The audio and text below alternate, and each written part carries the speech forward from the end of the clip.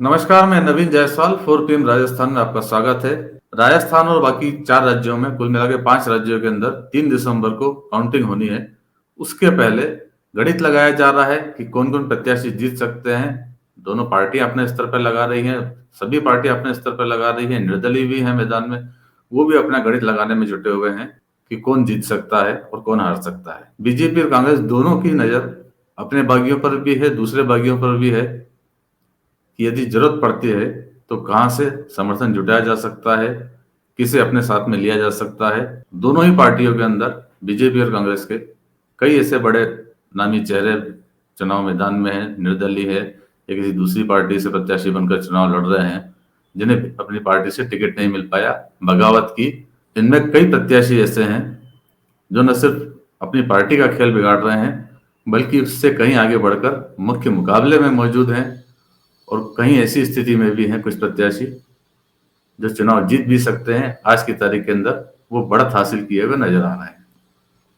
ऐसे बागी कांग्रेस के भी हैं और ऐसे बागी बीजेपी के भी हैं। आज हम बात करेंगे बीजेपी के ऐसे कौन से बागी हैं जो मजबूत स्थिति में हैं और यदि किस्मत ने भी साथ दिया तो विधानसभा पहुंच सकते हैं। ये कुछ बड़े नाम हैं जिनके लिए संभावना जताई जा रही है। क्षेत्र के अंदर भी 4PM राजस्थान ने अपनी तरफ से भी जानने की कोशिश की है, क्षेत्र के स्थानीय पत्रकारों से, जनप्रतिनिधियों से बात करके, और कुछ ऐसे नाम निकाले हैं जो अच्छी स्थिति के अंदर हैं, चुनाव जीतने की स्थिति में है। वैसे कई प्रत्याशी हैं, पर हम आज बात करेंगे सिर्फ उनकी जिनके जीतने की संभावनाएं ज्यादा है। इसमें पहला नाम है चित्तौड़ से चंद्रभान सिंह आकिया का, जो 2 बार बीजेपी के एमएलए रह चुके हैं। इस बार उनका टिकट कट गया था। टिकट कटने के बाद में वो निर्दलीय प्रत्याशी के रूप में खड़ा हुए। कुकर उनका चुनाव चिन्ह है और जो क्षेत्र में स्थिति बताई जाती है काफी अच्छी स्थिति उनकी है। मुकाबला उनका कांग्रेस के सुरेंद्र सिंह जाड़ावत से है और बीजेपी शायद इस मुकाबले में नरपत सिंह राजवी जो मैदान में है, शायद वो तीसरे नंबर पर हो जाए और चंद्रभान सिंह आकिया आज की स्थिति के अंदर मजबूत हैं और हो सकता है कि वो चुनाव जीत जाए। दूसरा नाम है डीडवाना से यूनुस खान का। मुस्लिम कैंडिडेट थे, शायद इसलिए बीजेपी ने उन्हें टिकट नहीं दिया। तो यूनुस खान अपनी ही सीट से पिछली बार उन्हें टोंक भेज दिया गया था, मगर इस बार वो बगावत करके खड़े हो गए हैं और उनका मुकाबला कांग्रेस के चेतन डूडी से है जो एमएलए हैं। लेकिन उसके बावजूद यूनुस खान अच्छी स्थिति में बताए जा रहे हैं। एक बड़ा कारण उसका वहां पर मुस्लिम मतदाताओं की संख्या काफी है। उसके अलावा यूनुस खान का खुद का नेटवर्क अच्छा रहा है, एक सॉफ्ट छवि उनकी है, सहानुभूति उनके साथ कहने के क्षेत्र में नजर आ रही है। इस कारण से यूनुस खान अच्छी स्थिति में बताया जा रहा है। हो सकता है कि वो भी विधानसभा पहुंचने में सफल हो जाए। वसुंधरा राज्य के बड़े समर्थक हैं। तीसरा नाम शिव से हो सकता है, रविंद्र सिंह भाटी। यहाँ शिव में जो मुकाबला है, वैसे पंचकोणीय मुकाबला है, अमीन खान मैदान में है, लेकिन जो मुकाबला बताया जा रहा है वो दोनों बागियों का बताया जा रहा है। रविंद्र सिंह भाटी जो बीजेपी 8 दिन पहले उन्होंने ज्वाइन की थी, लेकिन उन्हें टिकट नहीं मिला तो बगावत करके मैदान में खड़े हो गए। युवा है, काफी लोकप्रिय क्षेत्र के अंदर रहे, बहुत अच्छा प्रचार उनका अभियान चला है, युवाओं को काफी जोड़ा उन्होंने साथ में। सोशल मीडिया पे भी उनकी सबसे ज्यादा माल उन्हीं का रहा। फतेह खान जो कांग्रेस के बागी हैं, उनसे उनका मुकाबला है। यहाँ 2 बागियों की लड़ाई में शायद कोई बागी विधानसभा पहुंचने में सफल हो जाए। बीजेपी से रविंद्र सिंह भाटी हो सकते हैं। ऐसा ही एक और सीट है लूणकरणसर। यहाँ पर भी मुकाबला पार्टी के प्रत्याशियों की बजाय बागियों में है। प्रभुराम सारस्वत जो बीजेपी के बागी हैं उनके बीच और कांग्रेस के जो बागी है वीरेंद्र बेनीवाल, इन दोनों के बीच में मुकाबला है। और प्रभुराम सारस्वत पिछली बार भी चुनाव लड़े थे, 24,000 वोट लेकर आए थे और इस बार मुख्य मुकाबले में वही माने जा रहे हैं। हालांकि यहाँ से बीजेपी के सुमित गोदारा एमएलए वो चुनाव मैदान में है और कांग्रेस के राजेंद्र मूंड है। अगली सीट है शाहपुरा से कैलाश मेघवाल। कैलाश मेघवाल बीजेपी के बागी हैं। पार्टी ने कुछ समय पहले उन्हें निलंबित कर दिया था जब उन्होंने केंद्रीय मंत्री अर्जुन राम मेघवाल के खिलाफ बयानबाजी की थी। वसुंधरा राजे की ये भी बड़े समर्थक हैं।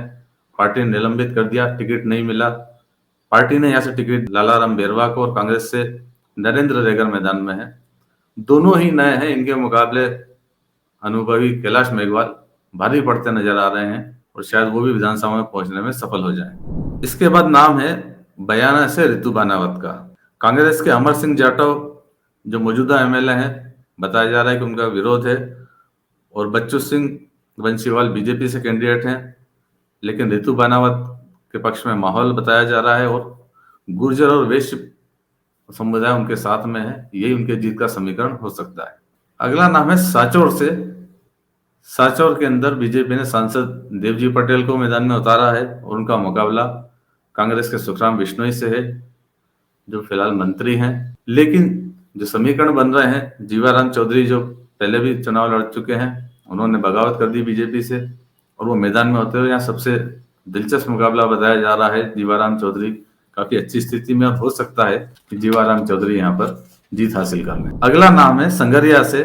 संगरिया में बीजेपी के गुरदीप सिंह शाहपेनी जो एमएलए हैं, वो फिर से मैदान में वसुंधरा राजे के समर्थक हैं और इनका मुकाबला अभिमन्यु पुनिया से है, जो कांग्रेस से हैं और एनएससीआई के अध्यक्ष रह चुके हैं। प्रदेश यूथ कांग्रेस के प्रदेश अध्यक्ष के चुनाव में भी ये चुने गए थे। ये पायलट के समर्थक हैं। परम नवदीप जो है आजाद समाज पार्टी से, वो भी चुनाव मैदान में है। लेकिन बीजेपी की बागी गुलाब सेवर, वो यहाँ पर काफी अच्छी स्थिति में बताए जा रहे हैं और हो सकता है कि गुलाब सेवर इस त्रिकोणीय मुकाबले के अंदर जीत हासिल कर लें। अगला नाम है बाड़मेर से डॉक्टर प्रियंका चौधरी की। डॉक्टर प्रियंका चौधरी बीजेपी की बागी हैं। नाम घोषित होने के पहले ही उन्होंने नामांकन भर दिया था, बीजेपी की तरफ से भरा था पहले, लेकिन बीजेपी की जब लिस्ट आई तो उन्हें टिकट नहीं मिला। उसके बाद उन्होंने भी बगावत कर दी। कांग्रेस के मेवाराम जैन एमएलए जो हैं, वो लगातार 3 बार से यहाँ जीतते रहे, वो इस बार फिर से मैदान में है। और बीजेपी के दीपक कड़वासरा नया चेहरा है, उनका शायद इतना होल्ड नहीं है क्षेत्र के अंदर, बाहरी भी हैं, इसलिए मुकाबले में कहीं पिछड़ते नजर आ रहे हैं। और कांग्रेस के जो एमएलए मेवाराम जैन लगातार 3 बार से चुने जाते हैं, लेकिन इस बार उनके खिलाफ एंटी इनकम्बेंसी का माहौल भी बताया जा रहा है, तो इससे प्रियंका चौधरी को उम्मीद है। वैसे प्रियंका चौधरी क्षेत्र के अंदर लगातार सक्रिय रही हैं और जाट वोट उनके साथ हैं, इसके भरोसे उन्हें उम्मीद है कि शायद वो जीत हासिल कर लें। वैसे ये 9 बड़े नाम हैं जिनको लेकर जीत मानी जा सकती है। इसके अलावा भी कई बीजेपी के बागी हैं जो अच्छी स्थिति के अंदर है, मैदान में है। इसके अंदर सवाई माधोपुर से आशा मीणा है, जो किरोड़ीलाल मीणा के खिलाफ बगावत करके बीजेपी से बगावत करके चुनाव लड़ रही हैं। झोटवाड़ा से आशा सिंह सुरपुरा हैं, डग से रामचंद्र सुनारीवाल हैं, नोखा से कन्हैयालाल जवाहर हैं। ये प्रत्याशी भी अच्छी स्थिति में है। तो फिलहाल इंतजार करें 3 दिसंबर तक का। हो सकता है इनमें से ज्यादातर बागी विधानसभा में पहुंचने में सफल हो जाएं।